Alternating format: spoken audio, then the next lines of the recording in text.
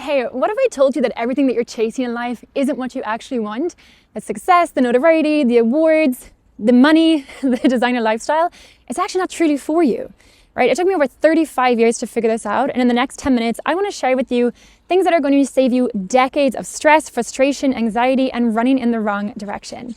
Like many of us, I grew up thinking that success was getting a really good job, having a great education, making tons of money, and climbing this corporate ladder, right? My mom always instilled with me this belief that don't have your own business, work for someone else, and you'll be really successful, make money, and then go home and you can switch off.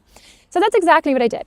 I studied finance, became a chartered accountant, got my first job in a big consultancy firm, and I began to climb that corporate ladder with some great vigor and speed, right? Applying all the personal development things I had learned to really manifest my way into a massive amount of success and money. But when I got there, I have to say, unfortunately, it felt a little bit empty. And the real reason, which I realized in hindsight, was because I was climbing the ladder that I had never wanted. Right? I was following a definition of success that somebody else had created for me. And maybe you can relate to this because maybe right now you are chasing a dream or a desire or you're climbing some ladder, but it's not what you truly want. And if you had to be really, really honest with yourself and ask yourself, if I had to spend the rest of my living years doing this, is it what I want to do? And maybe it's not. Because what I realized was that when I was chasing success, even things like getting awarded by Forbes, or speaking at Forbes Under 30, being awarded by the Financial Times, Yahoo Finance, all these things were like these really exciting accolades that other people would literally look at me and go, wow, I can't believe you did that. Felt nothing for me. It was literally just like another tick box. Yeah, done that. But it had no real sense of fulfillment internally. And it reminds me of that great quote by Jim Carrey who says, and I'll get this wrong a little bit, but stick with me, that I wish every single person in the world could realize their wildest dreams, to realize that happiness does not lie there. And that's what I really began to realize. And it wasn't until I took this massive leap of faith, I began to follow my mission, turn up and start my business, that I connected with what true success meant for me. And for me, that is impact, right? Impact. So receiving the messages from the women I work with, getting the voice notes, turning up to the group sessions and hearing the feedback of, Laura, your program has transformed my life. Mastering my money, taking control of my finances has transformed my marriage. I've had messages to say that we've literally saved marriages through the work that we do because of how this has changed the dynamic internally for couples. And so for me, connecting to that level of impact gave me such a sense of purpose and a sense of pride too, knowing that my life here matters in a way that feels aligned with me. So I really invite you to check in for yourself and say, am I following a version of success as I am defining it and what is right for me, because it's going to be different for every single soul on this planet? Or am I still chasing a version of success that my mom or dad told me, or that I've bought into from society, or that I feel too afraid to really challenge? So do yourself a massive favor, grab a journal, write it down, and challenge yourself on this today.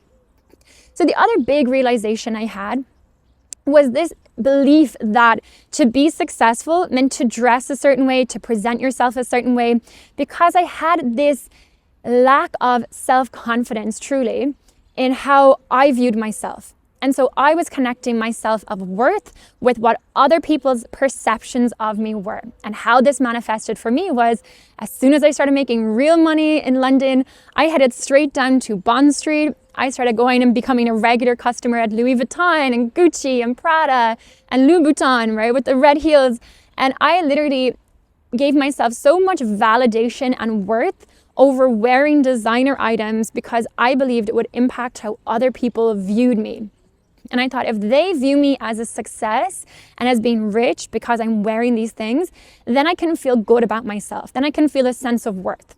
Now, I think at my mid-20s, I wasn't consciously thinking that, but that was definitely what was going on underneath the surface, in my subconscious, all these mixed up beliefs of what being wealthy truly meant, what being rich truly meant. Right? So I wasted a lot of money, a lot of time and effort buying things that I don't even know if I truly liked or not, but I thought they were like the things to get. And it's so crazy when I think about it now. I literally was being an unpaid brand ambassador, walking around with the big Gucci sign on me or the big Louis Vuitton bag. I was promoting other people's brands for free and spending a lot of money to doing so. Like, it's so crazy now when I think back on it. But how I really had this wake-up call was back in London, when I was living in Notting Hill. I had my apartment broken into, and every single item that I had been picking up over the years from my trips to Abu Dhabi and Singapore and traveling around the world with my career in finance, every single last item was taken. And I remember at first it became this massive shock, this total violation. But what I saw from it, because I'm always thinking life is happening for me, not to me. That's a belief I really have. I thought, okay, well, if this is not happening to me, it's happening for me. What is the lesson here? And the beautiful lesson I got from that was challenge what you really connect to for your self-worth.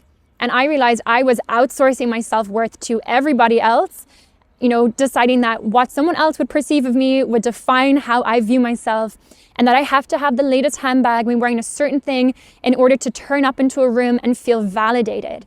And when I really challenged that, I became to realize what a ridiculous concept. Like, where did I pick that up from? And actually, it's not something I want to hold on to anymore. Completely reframed my whole relationship with money, with what I wear, with this whole just world of designer items, right? And no shade if you love them. Like, go get them, enjoy them, but make sure you're doing it for you. And I definitely was doing it for how the perception of other people would be impacted by me wearing them versus, oh, I really want this piece. Right? So it's completely different motivation for doing it. Now, the third thing that was just even a more recent realization, but I promise you, it is going to free up so much mental space, give you back so much energy and freedom and joy in your life, is to forget about the things that really don't matter. I had a very big scare in my family. My father almost died a couple of months ago, and I was standing there with him as this moment happened and unfolded. And it shook me to my core. This person who I love so dearly, who has raised me so lovingly, at the thought of losing him. And it made me realize how ridiculous that I had wasted even a moment's energy worrying about petty arguments, stupid stresses, silly things that really don't matter. That I was stressing about getting certain things done maybe, or getting back to so-and-so, or how much this was going to be, or what someone said about me, or I'm not where I want to be just yet. Like, all these silly things that in the grand scheme of it, they don't matter. And in that moment, it made me realize what truly is important in life. And that is spending time with your loved ones, doing things that you love, that bring you joy, and having the freedom to be there. And for me, it's one of the real joys of financial freedom.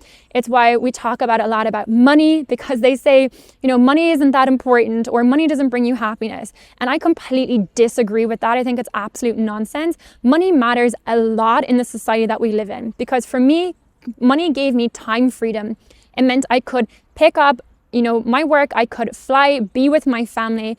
Money gave me the financial freedom to do that. I wasn't worrying about how much flights were going to cost, or how I was going to spend, or how I was going to manage my bills or expenses if I wasn't working while I was with my father. Money gave me the opportunity to be with the person that I love when it mattered. So money in itself, the love of money, no, gross. Don't love money. Don't become a slave for money. But allow money to work for you. Let you be the master over money, but know that money matters, and not because it's more money or more numbers in a bank account, but because of what money can give you, right? The freedom, the time freedom, and the ability to live life as you truly desire, whether that's leaving a job to start the business you love, to travel and give your soul the most amazing experiences, whatever it is. Now, I would love to hear from you what your life lessons are, what you would love to be able to share with your younger self that you have learned on your journey. If you enjoy this, make sure you do subscribe. I really appreciate you being here. I hope you enjoyed this video, and I will see you in the next one.